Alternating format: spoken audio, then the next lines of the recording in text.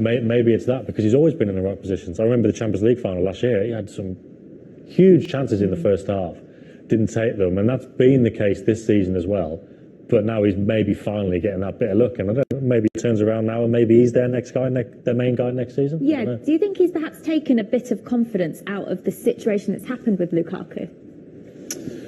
No, I bet he feels for Lukaku. I think in a way it's amazing that he plays as much as he does, because he's been so poor in front of goal. But because he gives you so much other stuff, the lads love him, the manager loves him. You know, he presses the ball, he kind of starts to press. You know, he creates space for other people because he's always on the move. So I think he's one of those players. He's super unselfish. Okay, they bought him for a lot of money to score goals. He struggled to score goals. That's a fact, you know. But Lukaku has as well. So I think he's done. I'm actually really proud of him, really, to play as much as he has to. As much as his confidence was hit, and you could almost see it on him that he was struggling, but he would kind of run through it. I really admire that in him. So I think next season he could have a big season if he features. But to play through that is not easy. And their face. Would his value still be up, like in Germany? Yeah. Because he's still a good age. He obviously was prolific over there. It's not worked out for him over here. I know it's difficult, COVID times, not had to have the family over. He hasn't had friends. But Lukaku, completely different. That value is gone. They're never getting anywhere near what they paid for Lukaku back. Wages are huge as well. They've got a real problem with him. With Timo Werner, I agree. And it's a cameo now. It's a little case in the shop window now to the end of the season. I think Thomas Tuchel doesn't believe that he's the answer. But I think now he's giving him every opportunity to put yourself in the shop windows and get that value back. Okay. And they can spend it elsewhere. What about West Ham? Massive fortnight ahead for the Hammers, Owen, because of course they have a semi-final to look forward to in the Europa League. But in the Premier League, David Moyes is still saying he's staying focused on trying to get them a European spot for next season, should they not get to the final and win the Europa League. Yeah, I think you got to love this team, West Ham. The way they compete every game, they're so overachieving, it's unbelievable, really. To even be near the Champions League is amazing. Europa League semi-final against Frankfurt, that's going to be amazing. And I think every game for them is going to be a highlight now. Obviously, they wanted to get in the Champions League. They might not get in the league, but they might win the Europa League. For me, they're the best team left in the Europa League. They're the hardest team to play against. Physically, with their size and the way that they play, unbelievable on set pieces. They make every game difficult. I don't care how good a team you are, they make it difficult. Credit David Moyes, you know, for him bouncing back. He's built a team that reflects the kind of the one he had at Everton. I think that for me, they're the favourite to win Europa League, and I think they'll upset a few people. The question has always been on David Moyes' squad depth, hasn't it, Tim, and whether they can go deep in the Europa League as well as compete in the Premier League. And now we're really seeing signs of that. Craig Dawson is their only fit centre-half heading into the biggest week of their season. Oh, he'll be wrapping the players he needs in cotton wool between now and the Frankfurt games. And he's got every right to, because he's earned the right, because they've got themselves in the semi-final. They win the final. I agree with Owen. I think they are the best team left in it. They still need to be clinical in front of goal. I think they can dig in. They can grind out results, but they need to, when they get them chances, they need to take them. If they do, they'll win it. They're qualified then for the Champions League. Champions League, West Ham.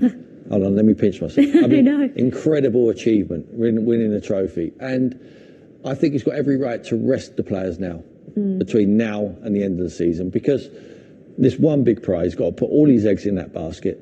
But it's a difficult one. This game is difficult for him to rest, because the rivalry between these two sides and two sets of fans is enormous.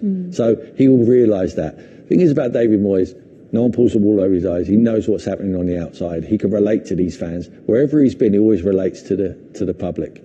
And I think he will know that the rivalry is huge and they need to get something out of this game. So this might not be the right one, but he has to do what he feels is the best for the football club and himself and that group of players. And I think it is nursing them through to that Frankfurt game. Owen mentioned earlier about Declan Rice and a potential move to Manchester United in the summer. He's forever linked with moves away from West Ham. But if they were to achieve Champions League football, does he stay at West Ham? It's tricky, isn't it? Because what a great question. I know, but it's one of those, isn't it? Like, in that point of view, it's easy to think, okay, yeah, we'll do a season in the Champions League with his, with his club. I know he came through with Chelsea, but it's a club he feels a lot for. But then if you're in that position, you think, are the big teams going to come knocking again? If you get injured, do you miss the boat? I don't know. I think if it were me, I'd have to I think I'd have to take the punt. And But Sam, even does if he, they got in the Champions League, does he go for not big fall club. into that category what I was talking about earlier? Yeah. Is he not a new breed of player who doesn't see United as a giant football club? Oh yeah, I wasn't necessarily thinking about United. To be fair, I was thinking, City, Chelsea, Okay. that kind of thing. If it was United, yeah, possibly. I don't know. I don't know what, because when you were having this talk earlier, it made a lot of sense.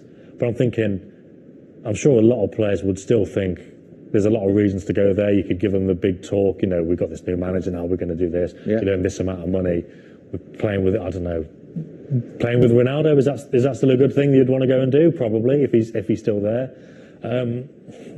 Yeah, United's a harder sell, like you were saying earlier on. Straight away, you'd be thinking, I'll go to City for sure, go to Liverpool for sure, maybe even Chelsea, because they could make a good case as well.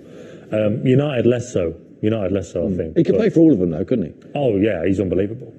Owen, did you say earlier they might not be the best, but they're worth getting in? I think Rice could be the best. I think he's unbelievable. For who?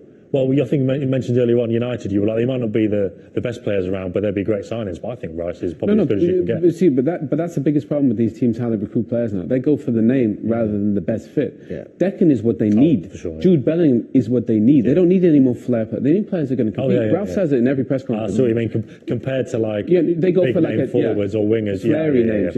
For sure. Declan changes the culture. Jude Bellingham changed the culture. So I'd love to see those guys there. I think if Declan's looking at it now, what he's done at West Ham is amazing. But I think as a player, he'll be looking, I want to take the next step. Yeah. And if he puts them in the Champions League, that is huge on Declan's CV because he's a club captain. He's one of the most important players. It's a bit like the Grealish thing last year. A load of Villa fans were like, why would he leave? He can do this with us. And we're on the verge of the Champions League or whatever. But if you're Grealish and someone wants to pay £100 million for you and it's a big club, I think you've got to do it. And it would be the same for Rice. But I don't know. Every time David Moyes talks about him, the value's gone up by about 20 million. It's true. I think it's about